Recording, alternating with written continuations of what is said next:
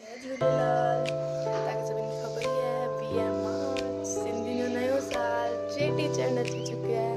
त असांजे सुरेश पंचायत जी तरफ़ां पूरो प्रोग्राम आयोजित थियो आहे जंहिंजी पूरी जानकारी तव्हांखे मुंहिंजी फैमिली जे थ्रू मिलंदी। त चलो आयल सभी जो जय झूलेलाल। चेटीचंड जी शुरुआत 20 मार्च 9:15 लॻे ध्वजारोहण सां थींदी। देवता सुबुह 10 खां 12 ताईं हलंदी। कार्यक्रम 12 बजे खां वठी 4:30 लॻे आहे। 3 बजे आए सबको आना है। जन 2024 डेलीगेट प्रतियोगिता जे विजेता पुरस्कार जो आयोजन शाम 4 बजे आहे।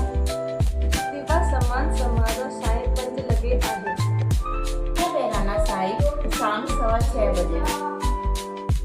प्रोग्राम में प्रसाद वितरण रात 8:15 बजे आए। जय झूलेलाल।